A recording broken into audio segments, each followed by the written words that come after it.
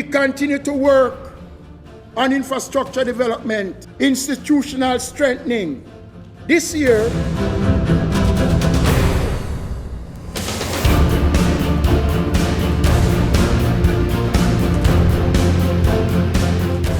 the staff and the system of the infirmary care system was put to test by COVID-19. And I want to especially commend our workers across the country for the level of professionalism that they continue to show. A new kitchen will be built at the Anova Infirmary at a cost of $12 million. Renovation work will take place at the George Abrams home in Augustown in Eastern St. Andrew at a cost of $6 million, Madam Speaker. Some $18 million will be spent to renovate the Denham Town Golden Age home. Over $25 million will be spent on building new night shelters in Falmouth, in Trelawney, and in Ocherius, in St. Ann. Additionally, we will continue the installation of CCTV systems across the infirmaries. New therapeutic park, which we started 2 years ago, will continue, one in St. Catherine and one in St. Mary at a cost of $4.4 million.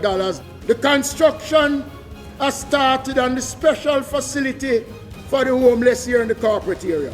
The work will cost $30 million, and it is projected to be completed in August of this year, and it is going to be completed on time and within the budget that was allocated by the ministry, Madam Speaker.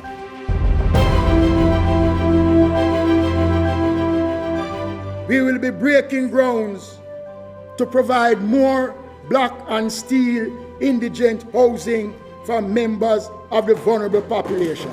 In this financial year, we will be building houses in West Central St. Andrew, Southwest St. Andrew, Eastern Westmoreland, Western Westmoreland, Northwest St. James, South St. James, Central St. Mary, Southeast St. Mary, and Central Kingston. The scope of the activities and the level of investment and the physical accommodation for the homeless has no comparison. We started a special feeding program in March 2020 in all the parishes. Again, the government provided $100 million. This program will continue, and it is structured towards the provisions of meals for the homeless population across the country on a daily basis. The acquisition of new equipment will enter a new technological dimension. The Fire Brigade will launch an unmanned aerial vehicle program. Under this program, they will purchase 2 drones. The purchase of these 2 new drones will assist the surveillance and search and rescue exercise, as well as fire and other emergency. The conclusion of the construction of the 3 new stations, which should have been completed some time ago. But I'm pleased to advise the House that the Barnett Street station that is being built at a cost of $335 million will be completed in July of this year.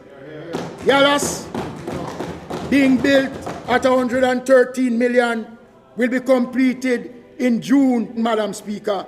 And the same for the Port Maria, which cost $217, that is set to be completed in July of this year, Madam Speaker. Over in St. Catherine, a brand new fire station is being built, Madam Speaker, at a cost of $59.7 million, Madam Speaker. I am pleased to announce after many years, Papine will now see the dream of a fire station. A major step has been taken. The University of the West Indies has formally agreed to allow sections of its property to be used to base a fire station. The lands have been identified, Madam Speaker, and the paperwork has commenced, and in short order, I will be announcing, Madam Speaker, the construction of a brand new fire station in the corporate area in Papine in St. Andrew, Madam Speaker. And not to leave you out, South Trelawney, Ulster Spring, lands have been located, and the paperwork has commenced, Madam Speaker, for the construction of a fire station.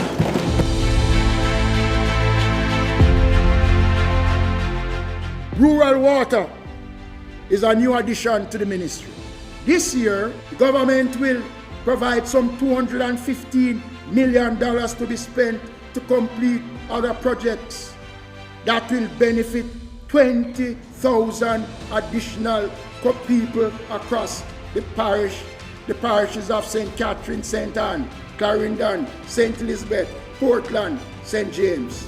The Ministry of Local Government will also set aside an additional $110 million to construct water shops so that the parishes, Madam Speaker, that will benefit from these water shops will fall under the local rural development program. A total, Madam Speaker, of some $325 million will be provided for rural communities across the country.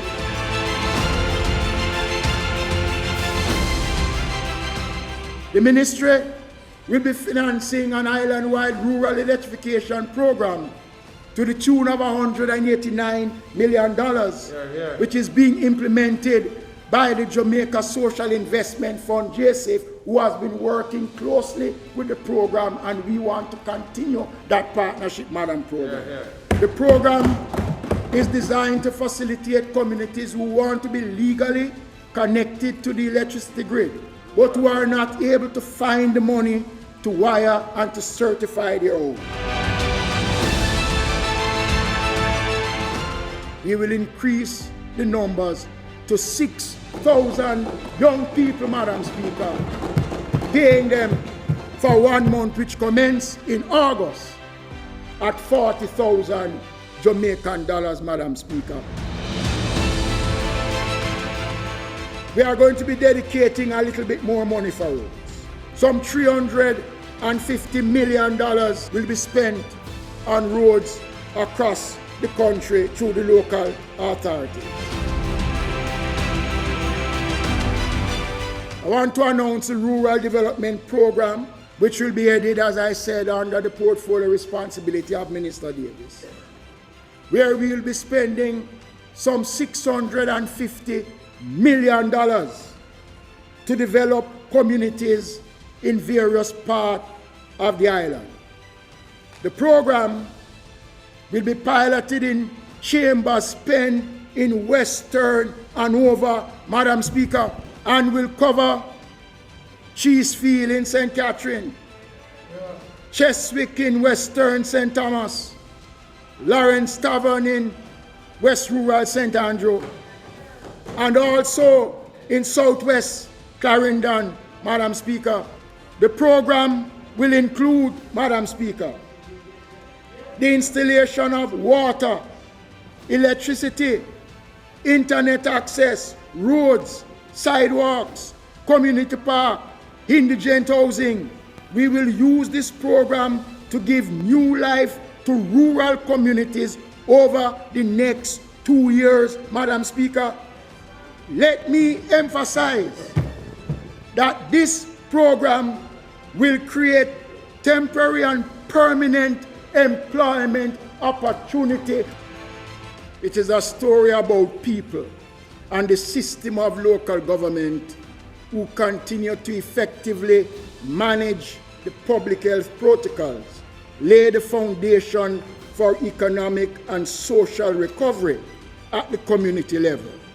It is a story about how local government is helping central government to ensure that Jamaica is turning the corner and recovering stronger from this pandemic.